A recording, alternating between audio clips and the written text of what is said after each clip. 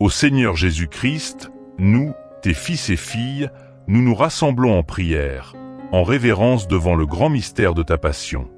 Dans nos cœurs, nous reconnaissons ta souffrance, ton amour immense pour nous et la grandeur de ton sacrifice sur la croix. Aujourd'hui, nous voulons méditer sur chaque étape de ton voyage douloureux, depuis ta captivité jusqu'à ta glorieuse victoire dans la résurrection. Avec un esprit humble et un cœur ouvert, nous te demandons de nous accorder la grâce de comprendre la profondeur de ton sacrifice et de vivre dans la gratitude pour un amour si grand. Seigneur Jésus, en regardant ta passion, nous voulons commencer par ton agonie au jardin de Gethsémane. Là, dans une solitude totale, tu nous as montré la lutte intérieure de l'homme contre le péché et la mort. Ton âme était remplie de tristesse et de douleur, comme jamais auparavant, et, dans ta humanité, tu as crié au Père. « Père, si cela est possible, éloigne de moi cette coupe.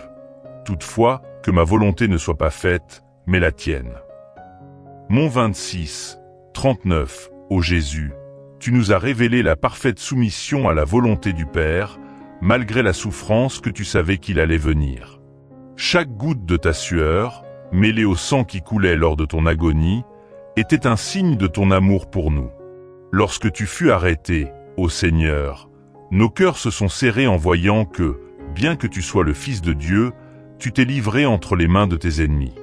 Quelle profonde humilité, Seigneur, de te soumettre au mépris et à la violence des hommes pécheurs.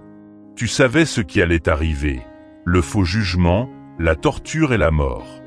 Pourtant, tu ne t'es pas défendu, car ton amour pour nous était plus grand que ta propre vie.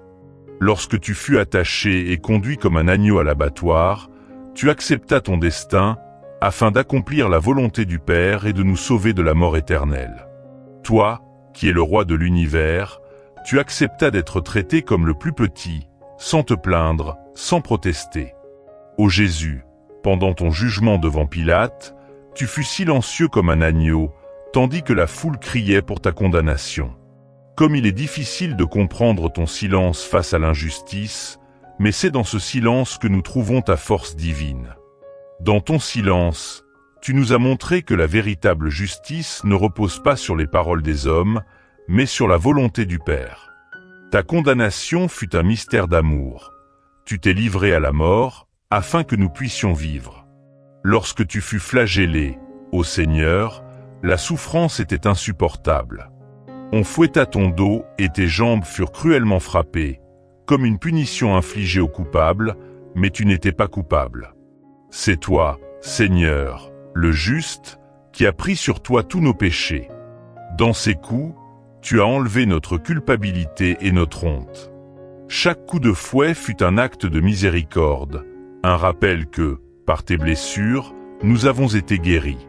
Mais il a été percé à cause de nos transgressions, écrasé à cause de nos iniquités.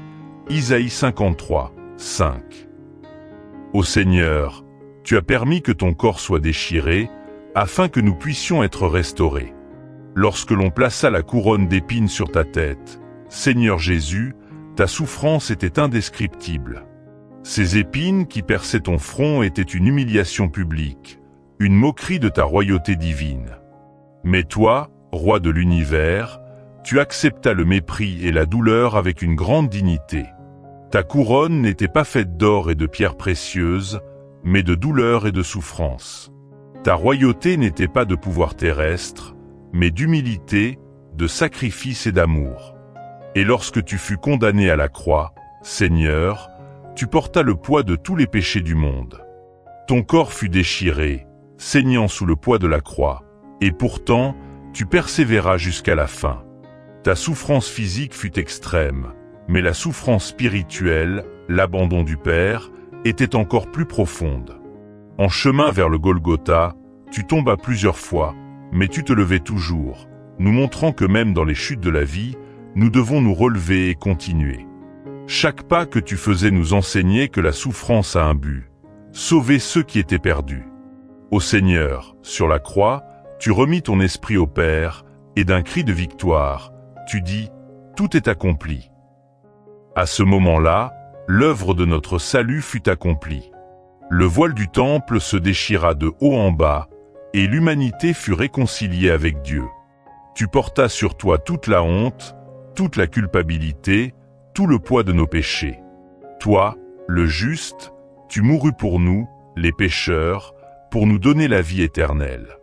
Et, par ta mort, nous avons été libérés des griffes du péché et de la mort. Ton sang versé sur la croix est le prix de notre rédemption, le sacrifice qui efface toutes nos erreurs. Jésus, lorsque ton corps fut retiré de la croix, tu devins l'agneau sacrifié pour nous, et ta mère, Marie, te reçut dans ses bras, comme un signe d'accueil et de douleur immense.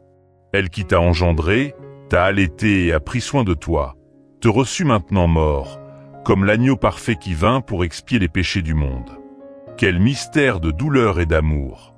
La Vierge Marie, qui dans le silence offrit son cœur au Père, était maintenant avec le cœur déchiré, participant à ta douleur, et aussi, d'une certaine manière, avec l'espoir de la résurrection. Seigneur, nous contemplons ta mort, et il est difficile de comprendre toute sa signification. Pourquoi, étant le Fils de Dieu, as-tu choisi de passer par tant de souffrances? Pourquoi as-tu accepté la croix? La réponse est l'amour. C'est ton amour pour nous, pour toute l'humanité, qui t'a conduit à supporter la croix, la douleur, l'abandon et la mort. Ton amour inconditionnel était la raison de ta venue dans le monde. Tu voulais nous montrer que, bien que le péché apporte la douleur et la mort, l'amour peut tout vaincre. Mais nous ne restons pas dans le lamentement, car tu, Seigneur, es ressuscité le 3e jour, vainquant la mort et nous offrant l'espoir d'une vie éternelle avec le Père. Ta résurrection est la victoire finale sur le péché, la mort et le mal. Et c'est par elle que nous avons la certitude que, comme tu as vaincu, nous vaincrons aussi. Par ta passion et ta résurrection, nous sommes appelés à une vie nouvelle, à une véritable liberté en Christ. Ô Jésus, en méditant sur ta passion, nous ne pouvons nous empêcher de nous sentir humiliés et profondément reconnaissants. Tu nous as montré le chemin de l'amour véritable, un amour qui ne mesure pas les sacrifices, un amour qui nous libère du péché et nous appelle à vivre selon ta volonté. Seigneur, aide-nous à porter nos propres croix avec patience et foi, à suivre ton exemple d'humilité et de sacrifice. Ô Seigneur Jésus, dans cette prière, nous te remercions pour ta miséricorde infinie. Par ta passion, ta mort et ta résurrection, nous sommes rédimés, guéris et restaurés. Nous te demandons que ta grâce nous fortifie, afin que nous puissions vivre comme tes disciples fidèles, toujours nous souvenant de ton immense sacrifice pour nous. Que, en contemplant ta croix, nous puissions toujours nous rappeler du grand prix payé pour notre salut. Au nom de Jésus, notre Sauveur et Rédempteur, nous prions. Amen.